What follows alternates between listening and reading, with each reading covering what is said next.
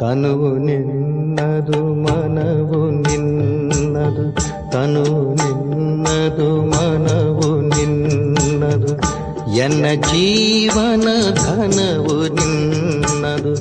ನಾನು ನಿನ್ನವನೆಂಬ ಹೆಮ್ಮೆಯ ಋಣವು ಮಾತ್ರವೇ ನನ್ನದು. ತನು ನಿನ್ನದು ಮನವು ನಿನ್ನದು.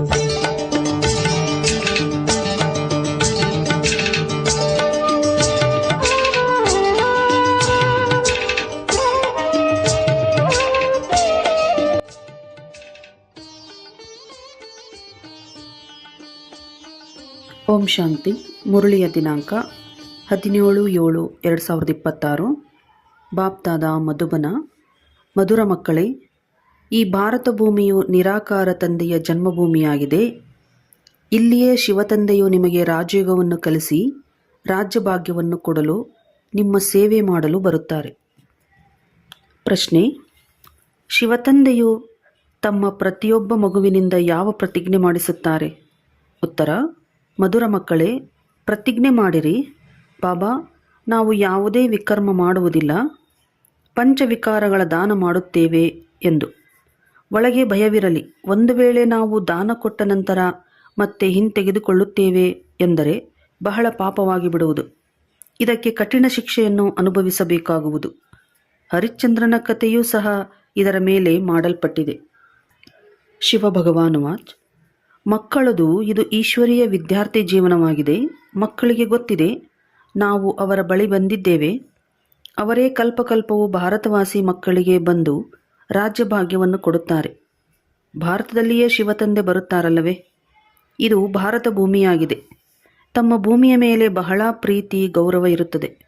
ಹೇಗೆ ಯಾರಾದರೂ ವಿದೇಶದ ದೊಡ್ಡ ವ್ಯಕ್ತಿಯು ಇಲ್ಲಿ ಶರೀರ ಬಿಟ್ಟರೆ ಅವರನ್ನು ವಿದೇಶಕ್ಕೆ ತೆಗೆದುಕೊಂಡು ಹೋಗುತ್ತಾರೆ, ಅಥವಾ ಇಲ್ಲಿಯ ವ್ಯಕ್ತಿ ಯಾರಾದರೂ ವಿದೇಶದಲ್ಲಿ ಮರಣ ಹೊಂದಿದರೆ ಅವರನ್ನು ಇಲ್ಲಿಗೆ ಅಂದರೆ ಭಾರತಕ್ಕೆ ತೆಗೆದುಕೊಂಡು ಬರುತ್ತಾರೆ. ತಮ್ಮ ಭೂಮಿಗೆ ಮಾನ್ಯತೆ ಕೊಡುತ್ತಾರೆ. ಭಾರತಕ್ಕೆ ಭಗವಂತನ ಜನ್ಮಭೂಮಿ ಎಂದು ಹೇಳಲಾಗುತ್ತದೆ. ಇದನ್ನೂ ಸಹ ತಿಳಿದುಕೊಂಡಿದ್ದೀರಿ. ಯಾರಿಗೆ ಭಗವಂತ ಅಥವಾ ಅಲ್ಲಾ ಪರಮಾತ್ಮ ಎಂದು ಹೇಳುತ್ತಾರೆಯೋ ಅವರ ಸಮ್ಮುಖದಲ್ಲಿ ನೀವೀಗ ಕುಳಿತಿದ್ದೀರಿ. ಹೆಸರು ಅವಶ್ಯವಾಗಿ ಬೇಕಲ್ಲವೇ? ಅಲ್ಲಾ ಎಂದು ಹೇಳುತ್ತಾರೆ, ಆದರೆ ಲಿಂಗಕ್ಕೆ ಪೂಜೆ ಮಾಡುತ್ತಾರೆ. ಈಶ್ವರ ಅಥವಾ ಖುದಾ ಎಂದು ಹೇಳುತ್ತಾರೆ. ಅಂದ ಮೇಲೆ ಗುರುತು ಇರಬೇಕಲ್ಲವೇ? ಎಲ್ಲ ಕಡೆಯೂ ಲಿಂಗಕ್ಕೆ ಪೂಜೆ ಮಾಡುತ್ತಾರೆ. ಚಿತ್ರಗಳಲ್ಲಿಯೂ ಇತ್ತೀಚೆಗೆ ದೇವತೆಗಳ ಮುಂದೆ ಪರಮಪಿತ ಪರಮಾತ್ಮನ ಚಿತ್ರಲಿಂಗವನ್ನು ತೋರಿಸುತ್ತಾರೆ. ಅವರು ಎಲ್ಲರಿಗಿಂತ ಶ್ರೇಷ್ಠರಾಗಿದ್ದಾರೆ. ಅವರಿಗೆ ತಮ್ಮದೇ ಆದ ಶರೀರವಿಲ್ಲ. ಆದ್ದರಿಂದ ನಿರಾಕಾರ ಎಂದು ಹೇಳಲಾಗುತ್ತದೆ, ಸಾಕಾರನಲ್ಲ. ಈಗ ನೀವು ಮಕ್ಕಳು ತಿಳಿದುಕೊಂಡಿದ್ದೀರಿ. ನಾವು ಶಿಕ್ಷಣವನ್ನು ತೆಗೆದುಕೊಳ್ಳಲು ಅವರ ಮುಂದೆ ಕಲ್ಪಕಲ್ಪವೂ ಹಾಜರಾಗುತ್ತೇವೆ. ಭಗವಾನು ವಾಚಿದೆ ಅಂದ ಮೇಲೆ ಅವಶ್ಯವಾಗಿ ರಾಜಯೋಗವನ್ನು ಕಲಿಸುತ್ತಾರೆ.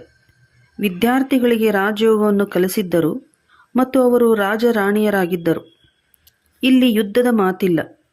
ಈ ಲಕ್ಷ್ಮೀನಾರಾಯಣರು ಯುದ್ಧ ಮಾಡಿ ರಾಜ್ಯಭಾಗ್ಯವನ್ನು ಪಡೆಯಲಿಲ್ಲ. ಇವರು ಸತ್ಯಯುಗದಲ್ಲಿ ಹೇಗೆ ರಾಜ್ಯವನ್ನು ಪಡೆದರು ಎಂಬುದು ಪ್ರಪಂಚದವರಿಗೆ ಗೊತ್ತಿಲ್ಲ. ಈಗ ನೀವು ಮಕ್ಕಳು ತಿಳಿದುಕೊಂಡಿದ್ದೀರಿ. ನಾವು ಶಿವತಂದೆಯಿಂದ ರಾಜ್ಯವನ್ನು ತೆಗೆದುಕೊಂಡಿದ್ದೇವೆ. ನಾವು ಅವರ ಸಮ್ಮುಖದಲ್ಲಿ ಕುಳಿತಿದ್ದೇವೆ. ಅವರೇ ನಮ್ಮ ತಂದೆಯಾಗಿದ್ದಾರೆ, ಕೃಷ್ಣನಲ್ಲ. ಕೃಷ್ಣನು ಚಿಕ್ಕ ಮಗುವಾಗಿದ್ದಾನೆ, ರಚನೆಯಾಗಿದ್ದಾನೆ. ಈಗ ಕೃಷ್ಣನೂ ಸಹ ತನ್ನ ಪದವಿಯನ್ನು ಪಡೆಯುತ್ತಿದ್ದಾನೆ ಪುರುಷಾರ್ಥದಿಂದ. ಯಾವುದರಿಂದ ಭವಿಷ್ಯದಲ್ಲಿ ಕೃಷ್ಣ ಎಂದು ಕರೆಸಿಕೊಳ್ಳುತ್ತಾನೋ ಅಂತಹ ಪುರುಷಾರ್ಥವನ್ನು ಈ ಸಮಯದಲ್ಲಿ ಮಾಡುತ್ತಿದ್ದಾರೆ. ಇದೆಲ್ಲವೂ ವಿದ್ಯೆಯ ಮಾತಾಗಿದೆ. ನೀವು ತಿಳಿದುಕೊಂಡಿದ್ದೀರಿ, ತಂದೆಯು ನಮಗೆ ರಾಜಯೋಗವನ್ನು ಕಲಿಸುತ್ತಾರೆ. ಹೇಗೆ ಮನುಷ್ಯರನ್ನು ಬ್ಯಾರಿಸ್ಟರ್, ಇಂಜಿನಿಯರನ್ನಾಗಿ ಮಾಡುತ್ತಾರೆ, ಅವರು ಮನುಷ್ಯರಲ್ಲವೇ? ನೀವು ತಿಳಿದುಕೊಳ್ಳುತ್ತೀರಿ, ನಾವು ಮನುಷ್ಯರೇ ಆಗಿದ್ದೇವೆ, ಆದರೆ ಪತಿತರಾಗಿದ್ದೇವೆ. ಈಗ ಶಿವತಂದೆಯು ಪಾವನರನ್ನಾಗಿಯೂ ಮಾಡುತ್ತಾರೆ ಮತ್ತು ನಮಗೆ ಆಸ್ತಿಯನ್ನು ಕೊಡುತ್ತಾರೆ. ಪಾವನ ಪ್ರಪಂಚವಂತೂ ಹೊಸ ಪ್ರಪಂಚವೇ ಆಗಿರುವುದು. ಹೊಸ ಪ್ರಪಂಚದಲ್ಲಿ ರಾಜಧಾನಿ ಇರುತ್ತದೆ. ನೀವೀಗ ತಂದೆಯ ಸಮ್ಮುಖದಲ್ಲಿ ಕುಳಿತಿದ್ದೀರಿ. ಹೇಗೆ ಲೌಕಿಕ ತಂದೆಯು ಮಕ್ಕಳಿಗೆ ಪ್ರೀತಿಯಿಂದ ತಿಳಿಸುತ್ತಾರೆ, ಹಾಗೆಯೇ ಇವರು ಪಾರಲೌಕಿಕ ವಿಚಿತ್ರ ತಂದೆಯಾಗಿದ್ದಾರೆ.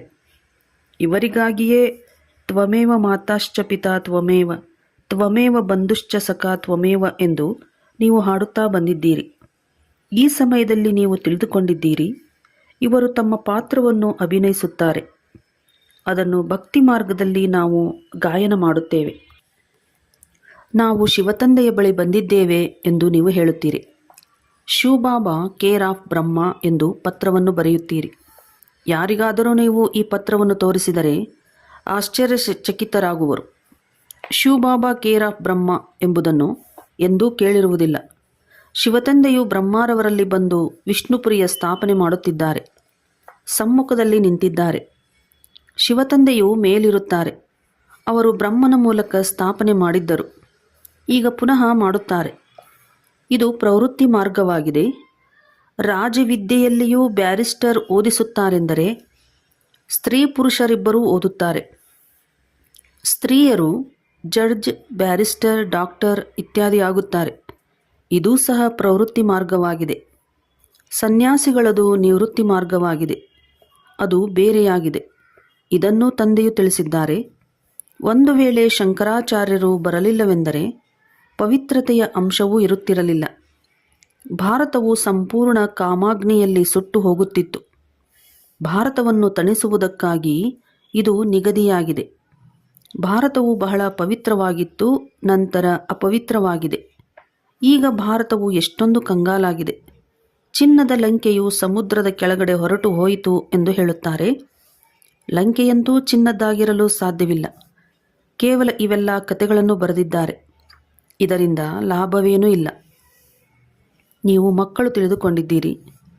ಅವಶ್ಯವಾಗಿ ಸಹಜ ನೆನಪಿನ ಬಲದಿಂದ ಎಷ್ಟು ಶ್ರೇಷ್ಠರನ್ನಾಗಿ ಮಾಡುತ್ತಾರೆ. ತಂದೆಯು ಪ್ರತಿಜ್ಞೆ ಮಾಡುತ್ತಾರೆ, ಒಂದು ವೇಳೆ ನಿರಂತರ ನನ್ನ ನೆನಪು ಮಾಡುವ ಪುರುಷಾರ್ಥ ಮಾಡಿದ್ದೇ ಆದರೆ ವಿಕರ್ಮಗಳು ವಿನಾಶವಾಗುತ್ತವೆ. ಭಕ್ತಿ ಮಾರ್ಗದಲ್ಲಿಯೂ ನೆನಪು ಮಾಡುವ ಪುರುಷಾರ್ಥ ಮಾಡಿದ್ದೀರಲ್ಲವೇ? ಏಕೆ ನೆನಪು ಮಾಡುತ್ತಾರೆ? ನಮಗೆ ಸಾಕ್ಷಾತ್ಕಾರವಾಗಲಿ ಎಂದು. ಕೃಷ್ಣಪುರಿಯಲ್ಲಿ ನಮಗೆ ರಾಜ್ಯಭಾಗ್ಯ ಸಿಗಲಿ ಅಥವಾ ನಾವು ನರನಿಂದ ನಾರಾಯಣ ಆಗಬೇಕೆಂದು ನೆನಪು ಮಾಡುವುದಿಲ್ಲ. ನಿಮಗೂ ಸಹ ನಾವು ಮನುಷ್ಯರಿಂದ ದೇವತೆಯಾಗಬೇಕೆಂಬ ಆಸೆಯೂ ಇರಲಿಲ್ಲ. ಮನುಷ್ಯರಿಂದ ದೇವತೆಗಳನ್ನಾಗಿ ಮಾಡಿದರು ಎಂದು ಹಾಡುತ್ತಾರೆ. ನೀವು ನೋಡುವಿರಿ, ಅವಶ್ಯವಾಗಿ ಕಲಿಯುಗದ ನಂತರ ಸತ್ಯುಗ ಬರುವುದು. ಕಲಿಯುಗದಲ್ಲಿ ಎಷ್ಟೊಂದು ಜನಸಂಖ್ಯೆ ಇದೆ. ಸತ್ಯುಗದಲ್ಲಿ ಒಂದೇ ಧರ್ಮವಿರುವುದು. ಈಗ ನಿಮಗೆ ಆತ್ಮ ಪರಮಾತ್ಮನ ಜ್ಞಾನವು ಸಿಕ್ಕಿದೆ. ಆತ್ಮದ ಜ್ಞಾನವಿರುವ ಮನುಷ್ಯರು ಪ್ರಪಂಚದಲ್ಲಿ ಯಾರೊಬ್ಬರೂ ಇಲ್ಲ. ಆತ್ಮದಲ್ಲಿ 84 ಜನ್ಮಗಳ ಪಾತ್ರವು ಹೇಗೆ ನಿಗದಿಯಾಗಿದೆ ಎಂಬುದನ್ನು ಯಾರೂ ತಿಳಿದುಕೊಂಡಿಲ್ಲ. ಈ ಅಕ್ಷರವನ್ನು ಎಂದೂ ಯಾರಿಂದಲೂ ಕೇಳಿರುವುದಿಲ್ಲ. ತಂದೆಯು ಜ್ಞಾನಸಾಗರ, ದಯಾಸಾಗರ, ನಿರಾಕಾರನಾಗಿದ್ದಾರೆ. ನೀವು ತಿಳಿದುಕೊಂಡಿದ್ದೀರಿ, ನಾವು ಆತ್ಮರು ಈಗ ಪಾಪಾತ್ಮರಿಂದ ಪುಣ್ಯಾತ್ಮರಾಗುತ್ತಿದ್ದೇವೆ ಎಂದು. ಸತ್ಯುಗದಲ್ಲಿ ಎಲ್ಲರೂ ಪುಣ್ಯಾತ್ಮರಿರುತ್ತಾರೆ. ಇಲ್ಲಿ ಪಾಪಾತ್ಮರಿದ್ದಾರೆ. ಬಹಳ ದಾನ ಪುಣ್ಯ ಮಾಡುವವರಿಗೆ ಪುಣ್ಯಾತ್ಮರು ಎಂದು ಕರೆಯಲಾಗುವುದಿಲ್ಲ. ಪುಣ್ಯಾತ್ಮರಿರುವುದೇ ಸತ್ಯುಗದಲ್ಲಿ. ಇಲ್ಲಿ ಯಾವ ಮನುಷ್ಯರು ದಾನ ಪುಣ್ಯ ಮಾಡುತ್ತಾರೆಯೋ ಅವರನ್ನು ಪುಣ್ಯಾತ್ಮರೆಂದು ಕರೆಯುತ್ತಾರೆ. ಅಲ್ಲಿ ನಿಮಗೆ ದಾನ ಪುಣ್ಯ ಇತ್ಯಾದಿಗಳನ್ನು ಮಾಡುವ ಅವಶ್ಯಕತೆ ಇರುವುದಿಲ್ಲ. ಅಲ್ಲಿ ಯಾರೂ ಬಡವರಿರುವುದಿಲ್ಲ. ನೀವು ಅಲ್ಲಿ ಸದಾಕಾಲಕ್ಕಾಗಿ ಪುಣ್ಯಾತ್ಮರಾಗಿಯೇ ಇರುತ್ತೀರಿ. ನೀವು ತನು, ಮನ, ಧನ ಎಲ್ಲವನ್ನೂ ಬೇಹದ್ದಿನ ತಂದೆಯ ಅರ್ಥವಾಗಿ ಕೊಡುತ್ತೀರಿ. ಇದಕ್ಕೆ ಬಲಿಹಾರಿ ಆಗುವುದು ಎಂದು ಹೇಳಲಾಗುತ್ತದೆ. ತಂದೆಯು ಕೇಳುತ್ತಾರೆ, ಮೊದಲು ನಾನು ಬಲಿಹಾರಿ ಆಗುತ್ತೇನೆಯೋ ಅಥವಾ ನೀವು? ತಂದೆಯು ತಿಳಿಸುತ್ತಾರೆ, ಮೊದಲು ನೀವು ಬಲಿಹಾರಿ ಆಗುತ್ತೀರಿ. ಆದ್ದರಿಂದಲೇ 21 ಜನ್ಮಗಳಿಗಾಗಿ ಬಲಿಹಾರಿಯೂ ಸಿಗುವುದು. ಈ ಮಾತುಗಳನ್ನು ನೀವೀಗ ಚೆನ್ನಾಗಿ ತಿಳಿದುಕೊಳ್ಳುತ್ತೀರಿ. ಸಮ್ಮುಖದಲ್ಲಿ ಕೇಳುತ್ತೀರಿ. ಮನೆಯಲ್ಲಿದ್ದರೂ ಸಹ ಅಲ್ಲಿಗೆ ಮರಳಿ ಬರುತ್ತದೆ. ದೂರದಿಂದ ಕೇಳುತ್ತೀರಿ. ನೀವು ಎಲ್ಲೇ ಇದ್ದರೂ, ಮನೆಯಲ್ಲೇ ಇದ್ದರೂ ದೂರದಿಂದ ಮುರುಳಿ ಬರುತ್ತದೆ. ದೂರದಿಂದ ಕೇಳುತ್ತೀರಿ. ಈಗಂತೂ ತಂದೆಯ ಸಮ್ಮುಖದಲ್ಲಿ ಕುಳಿತಿದ್ದೀರಿ. ತಂದೆಯು ಹೇಳುತ್ತಾರೆ, ಮಕ್ಕಳೇ, ನಾನು ನಿಮ್ಮ ತಂದೆಯೂ ಆಗಿದ್ದೇನೆ. ಇಲ್ಲಿ ಯಾವುದೇ ಅಂಧಶ್ರದ್ಧೆಯ ಮಾತಿಲ್ಲ. ತಂದೆಯೂ ತಂದೆ ಆಗಿದ್ದಾರೆ, ಶಿಕ್ಷಕನೂ ಆಗಿದ್ದಾರೆ, ಸದ್ಗುರುವೂ ಆಗಿದ್ದಾರೆ. ತಂದೆಯ ಮಕ್ಕಳಾದರೆ ಅವರು ಶಿಕ್ಷಣ ಕೊಡುತ್ತಾರೆ. ಈಗ ನಿಮ್ಮ ಬುದ್ಧಿಯಲ್ಲಿ ಎಲ್ಲದರ ಜ್ಞಾನವಿದೆ. 84 ಜನ್ಮಗಳ ಚಕ್ರವನ್ನು ನಿಮಗೆ ತಿಳಿಸಲಾಗಿದೆ. ಯಾರು 84 ಜನ್ಮಗಳನ್ನು ತೆಗೆದುಕೊಳ್ಳುವುದಿಲ್ಲವೋ ಅವರು ತಿಳಿದುಕೊಳ್ಳುವುದೂ ಇಲ್ಲ. ನಾವು 84 ಜನ್ಮಗಳ ಚಕ್ರವನ್ನು ಸುತ್ತಿ ಈಗ ಹಿಂತಿರುಗಿ ಹೋಗುತ್ತೇವೆ ಎಂದು ನೀವು ತಿಳಿದುಕೊಳ್ಳುತ್ತೀರಿ. ತಂದೆಯು ಹೇಳುತ್ತಾರೆ, ನೀವಾತ್ಮರು ಅಶರೀರಿಯಾಗಿ ಬಂದಿದ್ದೀರಿ, ಮತ್ತೆ ಅಶರೀರಿಯಾಗಿ ಹಿಂತಿರುಗಿ ಹೋಗಬೇಕಾಗಿದೆ. ನೀವು ಪವಿತ್ರ ಆತ್ಮರಾಗಿ ಹೋಗುತ್ತೀರಿ. ಪವಿತ್ರರಾಗಲು ನೀವು ಪುರುಷಾರ್ಥ ಮಾಡುತ್ತಿದ್ದೀರಿ. ಯೋಗ ಬಲ ಅರ್ಥಾತ್ ನೆನಪಿನ ಬಲದಿಂದ ನೀವು ಪವಿತ್ರರಾಗಿ ಬಿಡುತ್ತೀರಿ. ಯೋಗ ಎಂಬುದು ಶಾಸ್ತ್ರಗಳ ಅಕ್ಷರವಾಗಿದೆ. ಸರಿಯಾದ ಶಬ್ದವು ನೆನಪು ಎಂದಾಗಿದೆ. ಸ್ತ್ರೀಗೆ ಪತಿಯ ನೆನಪು ಅಥವಾ ಪುರುಷನಿಗೆ ಪತ್ನಿಯ ನೆನಪು ಇರುತ್ತದೆಯಲ್ಲವೇ? ಯೋಗದ ಅರ್ಥವೇ ಆಗಿದೆ ನೆನಪು. ತಂದೆ ಹೇಳುತ್ತಾರೆ, ನನ್ನೊಬ್ಬನನ್ನೇ ನೆನಪು ಮಾಡಿ. ಮತ್ತೆಲ್ಲ ಸಂಘಗಳಿಂದ ಬುದ್ಧಿಯೋಗವನ್ನು ತೆಗೆದು ತಂದೆಯಾದ ನನ್ನೊಬ್ಬನ ಜೊತೆ ಬುದ್ಧಿಯೋಗವನ್ನಿಡಿ. ನೆನಪು ಮಾಡಿರಿ. ಎಷ್ಟು ನೆನಪು ಮಾಡುತ್ತೀರೋ ಅಷ್ಟು ನಿಮ್ಮ ವಿಕರ್ಮಗಳು ವಿನಾಶವಾಗುತ್ತವೆ. ಅವಶ್ಯವಾಗಿ ಭಾರತಕ್ಕೆ ಕಲ್ಪಕಲ್ಪವೂ ಆಸ್ತಿಯೂ ಸಿಗುತ್ತದೆ. ಶಿವತಂದೆಯೂ ಪ್ರಸಿದ್ಧವಾಗಿದೆ. ಶಿವಜಯಂತಿಯೂ ಪ್ರಸಿದ್ಧವಾಗಿದೆ. ಅಂದರೆ ಜಗತ್ತಿನಲ್ಲಿ ಭಗವಂತನನ್ನು ಅಲ್ಲಾ, ಗಾಡ್, ಶಿವ ಈ ರೀತಿ ಹೇಳಿ ನೆನಪು ಮಾಡುತ್ತಾರೆ. ಹೇಗೆ ಬುದ್ಧ, ಕ್ರೈಸ್ತ ಮೊದಲಾದವರ ಜಯಂತಿ ಇದೆಯೋ ಹಾಗೆಯೇ ನಿರಾಕಾರ ಶಿವತಂದೆಯ ಜಯಂತಿಯೂ ಇದೆ. ಇದು ಸರ್ವಶ್ರೇಷ್ಠವಾಗಿದೆ. ಕೃಷ್ಣ ಜಯಂತಿಯೂ ಪ್ರಸಿದ್ಧವಾಗಿದೆ. ಆದರೆ ಕೃಷ್ಣನು ಬಂದು ಏನು ಮಾಡುತ್ತಾನೆ ಎಂದು ಯಾರಿಗೂ ಗೊತ್ತಿಲ್ಲ. ಕೃಷ್ಣನು ಸತ್ಯುಗದ ರಾಜಕುಮಾರನಾಗಿದ್ದನು. ಅವಶ್ಯವಾಗಿ ಕೃಷ್ಣನಿಗೆ ಮತ್ಯಾರೋ ಇಂತಹ ಕರ್ಮವನ್ನು ಕಲಿಸಿರಬೇಕು. ಇದರಿಂದಲೇ ಸತ್ಯುಗದ ರಾಜಕುಮಾರನಾಗಿದ್ದಾನೆ. ಚಿಕ್ಕ ಮಗುವಂತೂ ಪವಿತ್ರವಾಗಿರುತ್ತದೆ. ಅಲ್ಲಿ ವಿಕಾರದ ಮಾತಿರುವುದಿಲ್ಲ. ಮಗು ನಿರ್ಮಲವಾಗಿರುತ್ತದೆ. ಭಗವಂತನು ಒಬ್ಬರೇ ನಿರಾಕಾರನಾಗಿದ್ದಾರೆ. God is one. ಉಳಿದೆಲ್ಲವೂ ಅವರ ರಚನೆಯಾಗಿದೆ. ರಚನೆಯಿಂದ ಎಂದೂ ರಚನೆಗೆ ಆಸ್ತಿಯೂ ಸಿಗುವುದಿಲ್ಲ. ತಂದೆಯಿಂದಲೇ ಸಿಗುವುದು. ಸಹೋದರರಿಂದ ಸಹೋದರರಿಗೆ ಆಸ್ತಿಯೂ ಸಿಗುವುದಿಲ್ಲ. ನೀವೆಲ್ಲರೂ ಸಹೋದರರಾಗಿದ್ದೀರಿ. ಸಹೋದರತ್ವವೆಂದು ಹೇಳುತ್ತಾರಲ್ಲವೇ?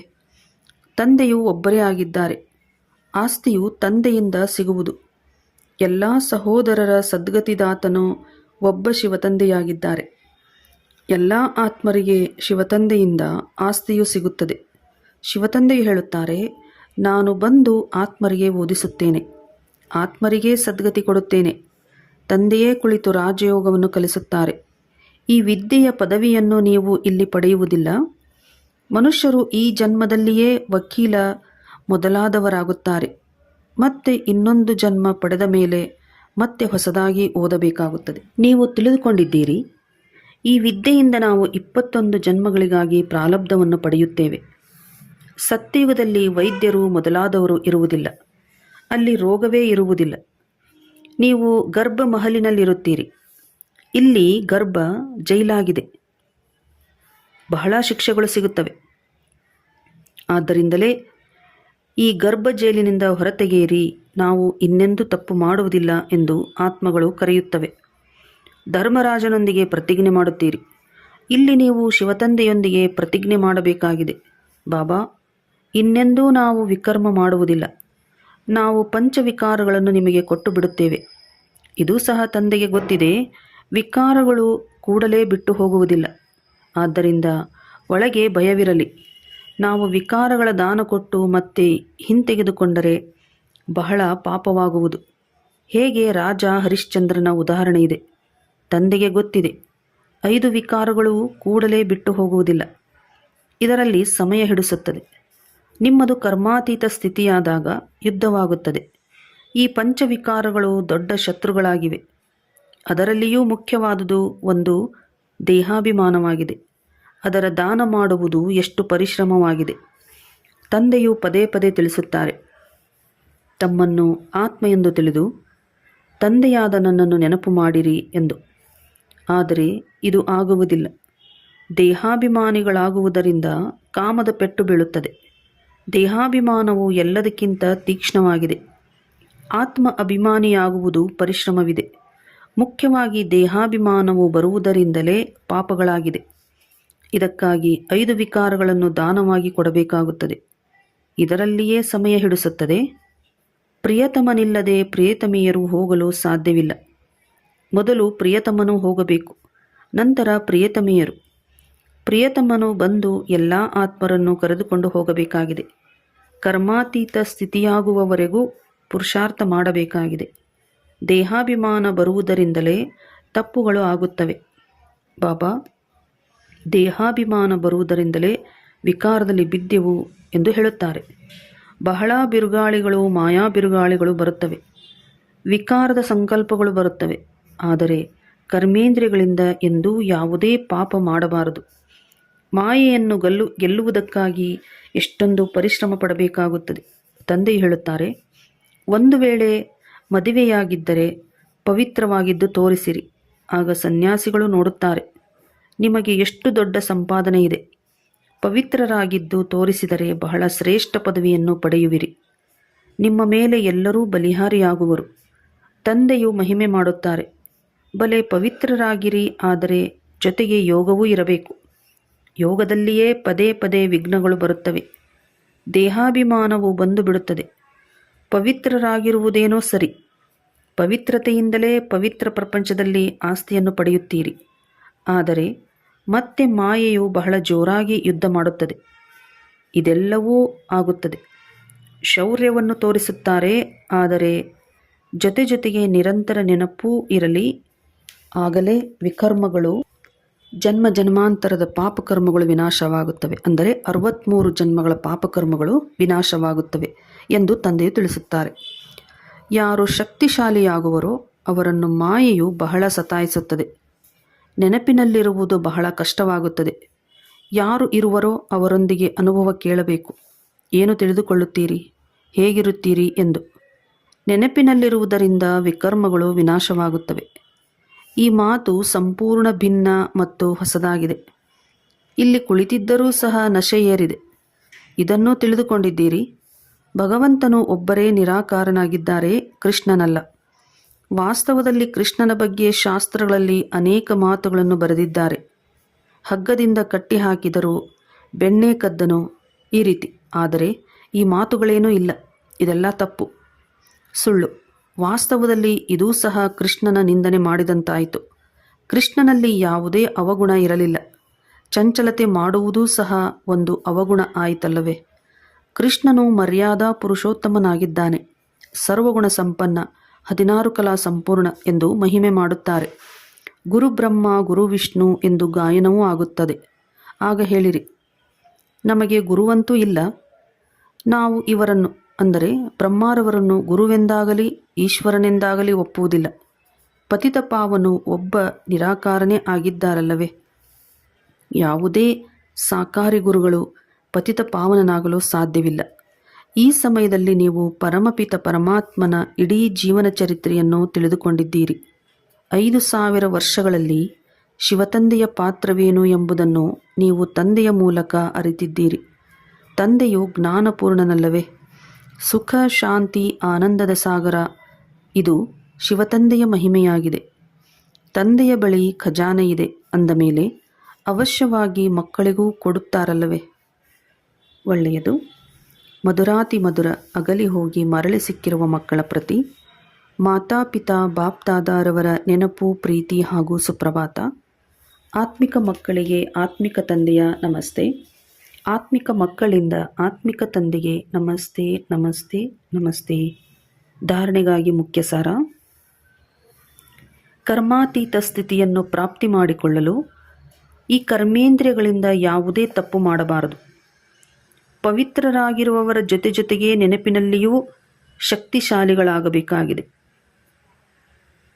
ಸದಾ ಪುಣ್ಯಾತ್ಮರಾಗಲು ತನು ಮನ ಧನದಿಂದ ತಂದೆಗೆ ಬಲಿಹಾರಿಯಾಗಬೇಕಾಗಿದೆ. ಒಂದು ಬಾರಿ ಬಲಿಹಾರಿಯಾದರೆ 21 ಜನ್ಮಗಳಿಗಾಗಿ ಪುಣ್ಯಾತ್ಮರಾಗಿ ಬಿಡುತ್ತೀರಿ. ವರದಾನ: ಸಹಜ ಯೋಗವನ್ನು ಸ್ವಭಾವ ಮತ್ತು ಸ್ವಾಭಾವಿಕವಾಗಿ ಮಾಡಿಕೊಳ್ಳುವಂತಹ ಪ್ರತಿಯೊಂದು ವಿಷಯದಲ್ಲಿ ಸಂಪೂರ್ಣ ಆಗಿರಿ. ಹೇಗೆ ತಂದೆಯ ಮಕ್ಕಳಾಗಿ ಇರುವುದರಲ್ಲಿ ಯಾವುದೇ ಪರ್ಸೆಂಟೇಜ್ ಇಲ್ಲವೋ, ಹಾಗೆಯೇ ಈಗ ನಿರಂತರ ಸಹಜಯೋಗಿ ಅಥವಾ ಯೋಗಿಯಾಗುವ ಸ್ಥಿತಿಯಲ್ಲಿಯೂ ಪರ್ಸೆಂಟೇಜನ್ನು ಸಮಾಪ್ತಿ ಮಾಡಬೇಕಾಗಿದೆ. ಸ್ವಾಭಾವಿಕ ಹಾಗೂ ಸ್ವಭಾವ ಆಗಿಬಿಡಬೇಕು. ಹೇಗೆ ಕೆಲವರಲ್ಲಿ ವಿಶೇಷ ಸ್ವಭಾವವಿರುತ್ತದೆ, ಅವರು ಸ್ವಭಾವಕ್ಕೆ ವಶರಾಗಲು ಬಯಸದಿದ್ದರೂ ಅದರಲ್ಲಿಯೇ ನಡೆಯುತ್ತಾ ಇರುತ್ತಾರೆ. ಹಾಗೆಯೇ ಇದೂ ಸಹ ಸ್ವಭಾವ ಆಗಿಬಿಡಲಿ. ನಾನು ಏನು ಮಾಡಲಿ, ಹೇಗೆ ಯೋಗವನ್ನಿಡಲಿ ಎಂಬ ಮಾತುಗಳನ್ನು ಸಮಾಪ್ತಿ ಮಾಡಿಬಿಡಬೇಕು. ಎಂದರೆ ಪ್ರತಿಯೊಂದು ವಿಷಯದಲ್ಲಿ ಸಂಪೂರ್ಣರು ಆಗಿಬಿಡುತ್ತೀರಿ. ಸಂಪೂರ್ಣರು ಎಂದರೆ ಪ್ರಭಾವ ಹಾಗೂ ಲೋಪದೋಷಗಳಿಂದ ದೂರ ಇರುವುದು. ಸ್ಲೋಗನ್: ಸಹನೆ ಮಾಡಬೇಕೆಂದರೆ ಖುಷಿಯಿಂದ ಮಾಡಿ, ವಿವಶತೆಯಿಂದ ಮಾಡುವುದಲ್ಲ. ಅವ್ಯಕ್ತ ಸೂಚನೆ: ಜ್ವಾಲಾ ಸ್ವರೂಪ ಸ್ಥಿತಿಯಲ್ಲಿರುತ್ತಾ ಶಕ್ತಿಶಾಲಿ ನೆನಪಿನ ಅನುಭವ ಮಾಡಿ. ಶಕ್ತಿಶಾಲಿ ಯೋಗ ಅರ್ಥಾತ್ ಲಗನಿನ ಅಗ್ನಿ, ಜ್ವಾಲಾರೂಪದ ನೆನಪೇ ಭ್ರಷ್ಟಾಚಾರ ಅತ್ಯಾಚಾರದ ಅಗ್ನಿಯನ್ನು ಸಮಾಪ್ತಿ ಮಾಡುತ್ತದೆ ಮತ್ತು ಸರ್ವ ಆತ್ಮರಿಗೆ ಸಹಯೋಗ ಕೊಡುವುದು. ಇದರಿಂದಲೇ ಬೇಹದ್ದಿನ ವೈರಾಗ್ಯ ವೃತ್ತಿ ಪ್ರಜ್ವಲಿತವಾಗುವುದು. ನೆನಪಿನ ಅಗ್ನಿ ಒಂದು ಕಡೆ, ಆ ಅಗ್ನಿಯನ್ನು ಸಮಾಪ್ತಿ ಮಾಡುವುದು ಇನ್ನೊಂದು ಕಡೆ. ಆತ್ಮರಿಗೆ ಪರಮಾತ್ಮನ ಸಂದೇಶ ಶೀತಲ ಸ್ವರೂಪದ ಅನುಭೂತಿ ಮಾಡಿಸುತ್ತದೆ. ಇದರಿಂದಲೇ ಆತ್ಮರು ಪಾಪದ ಬೆಂಕಿಯಿಂದ ಮುಕ್ತರಾಗಲು ಸಾಧ್ಯ. ಒಳ್ಳೆಯದು. ಓಂ ಶಾಂತಿ.